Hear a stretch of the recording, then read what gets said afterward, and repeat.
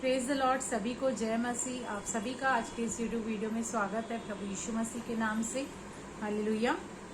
आज के मनन के लिए हम निकालेंगे कि हम एक ऐसे शास्त्री के बारे में आज पढ़ेंगे। यही एक ऐसा शास्त्री है जिसको प्रभु यीशु मसीह ने बहुत ही अच्छे से पॉजिटिवली रिस्पॉन्स किया।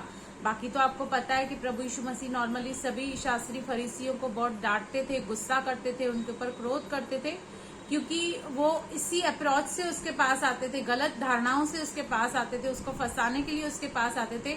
लेकिन ये ही इकलौता ऐसा शास्त्री है बाइबल में जिसको प्रभु यीशु मसीह ने सराहा है और कहा है कि तू परमेश्वर के राज्य से दूर नहीं है। अगर आप और मैं भी परमेश्वर के राज्य में आना चाहते हैं तो इस वीडियो को अंत तक जरूर देखिए, आपको बहुत कुछ इसमें सीखने मिलेगा। हम यहाँ पर मरकुस का 12 हम देखते हैं। यहाँ पर 28 वचन कहता है कि शास्त्रियों में से एक ने आकर उससे विवाद करते सुना और यह जानकर कि उसने उन्हें अच्छी रीति से उत्तर दिया, उससे पूछा, सबसे मुख्य आज्ञा कौन सी है। अब ये प्रभु यीशु मसीह के पास आ रहा है और पूछ रहा है कि प्रभु सबसे मुख्य आज्ञा कौन सी है। तो प्रभु यीशु मसीह इसको कहता है कि सब आज्ञाओं में से मुख्य ये है कि हे इज़राइल सुन, प्रभु परमेश्वर एक ही प्रभु है और तू प्रभु अपने परमेश्वर से सारे मन से, सारे प्राण से, सारी बुद्धि से और सारी शक्ति से प्रेम रखना। और दूसरी आज्ञा यह है कि तू अपने पड़ोसी से अपने समान प्रेम रखना। इससे बड़ी और कोई आज्ञा नहीं। अब जैसे ही इसने इंटरेस्ट दिखाया ये जानने के लिए कि प्रभु सबसे बड़ी आज्ञा कौन सी है, क्योंकि वो कहीं ना कहीं परमेश्वर के राज्य में आना चाहता था, उसको एक भूख और प्यास थी उसके लिए। तो वो पूछ रहा है कि प्रभु ऐसा मैं क्या करूं कि मैं आपके उस राज्य में प्रवेश कर पाऊं। तो प्रभु यीशु मसीह उसको कहते हैं कि तू अपने परमेश्वर से सारे प्राण, बुद्धि, शक्ति, हर एक बात से प्रेम रख और अपने पड़ोसी से अपने समान प्रेम रख। क्योंकि सारी पूरी बाइबल, ये जो पूरी बाइबल है, भले ही आप इसे फॉलो करें या ना करें, जब ये दो मुख्य आज्ञाएं आप फॉलो करते हैं तो आप पूरी बाइबल को कंप्लीट करते हैं, परमेश्वर की पूरी व्यवस्था को कंप्लीट करते हैं और आप इस बात के लिए एलिजिबल हो जाते हैं कि आप परमेश्वर के राज्य में प्रवेश कर सकते हैं। आगे देखिए फिर वो क्या उत्तर देता है। 32 में शास्त्री उससे अभी कह रहा है, उसको रेस्पॉन्स कर रहा है, हे गुरु बहुत ठीक, तूने सच कहा है कि वह एक ही है और उसे छोड़ और कोई नहीं है।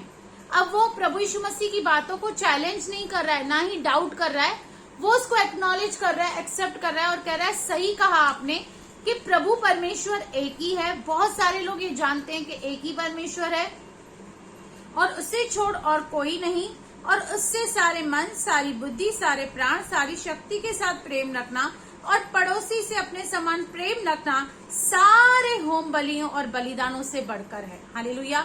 हम कितने भी अच्छे बलिदान परमेश्वर को क्यों न चढ़ाएं, हम अच्छी स्तुति आराधना करें, प्रार्थना करें, बहुत कुछ परमेश्वर को हम धन्यवाद दें, लेकिन अगर जे हम अब परमेश्वर से प्रेम नहीं रखते और अपने पड़ोसी से प्रेम नहीं रखते तो वो सारे हमारे जो बलिदान हैं, जो भेंट है जो हम परमेश्वर के पास लाते हैं, वो व्यर्थ ही है। परमेश्वर उसे एक्सेप्ट नहीं करता। जब यीशु ने देखा कि उसने समझ से उत्तर दिया तो उससे कहा तू परमेश्वर के राज्य से दूर नहीं है, और किसी को फिर उससे कुछ पूछने का साहस नहीं हुआ। जब प्रभु यीशु मसीह ने उसके रेस्पॉन्स को देखा, उसकी समझ को देखा, क्योंकि प्रभु यीशु मसीह ने तो केवल 2 ही आज्ञाएं उससे बताई, लेकिन उससे बढ़कर उसने एक और बात को ऐड किया और कहा कि हाँ ये तो सही है कि प्रभु परमेश्वर एक है, उससे प्यार करना है, पड़ोसी से प्यार करना है, और ये होम बलियों और बलिदानों से बढ़कर है। हालेलुया। तब प्रभु यीशु मसीह ने उसको सराहा और कहा कि तू परमेश्वर के राज्य से दूर नहीं। अब प्रभु यीशु मसीह ने ऐसे क्यों कहा कि तू परमेश्वर के राज्य से दूर नहीं? क्योंकि प्रभु यीशु मसीह ये जान गया कि ये सारी चीजें समझ गया है। अब इसको एक आखिरी चीज करनी थी, वो क्या? कि प्रभु यीशु मसीह पर उसको विश्वास करना था। प्रभु यीशु मसीह परमेश्वर का पुत्र है, इस बात पर उसे विश्वास करना था और वो परमेश्वर के राज्य में एंटर हो सकता था। इसलिए उसने कहा कि तू परमेश्वर के राज्य से दूर नहीं। आप और मैं भी परमेश्वर के राज्य में जा सकते हैं, एंटर कर सकते हैं। हम इन 2 आज्ञाओं को माने, हम अपने परमेश्वर से प्रेम रखें और अपने पड़ोसी से अपने समान प्रेम रखें। जब आप और मैं इन 2 आज्ञाओं को मानेंगे तो आप और मैं भी परमेश्वर के राज्य में प्रवेश कर सकते हैं। लेकिन अगर जो हम सारी चीजें कर रहे हैं, बाइबल पढ़ रहे हैं, प्रार्थना कर रहे हैं, स्तुति आराधना कर रहे हैं, पर यहाँ पर इन दोनों चीजों में हम कहीं ना कहीं अगर जे फिट नहीं बैठ रहे हैं तो आज ये जरूरत है कि इन दोनों चीजों को हमें ठीक करना है और परमेश्वर के राज्य में आप और मैं प्रवेश कर सकते हैं।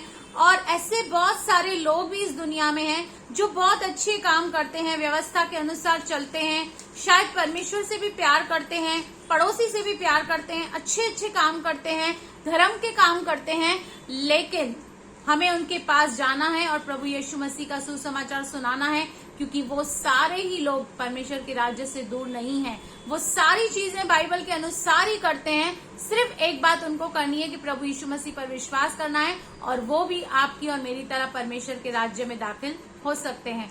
तो प्रभु इस वचन के द्वारा आपको बहुत बहुत आशीष करे। आमेन, आमेन।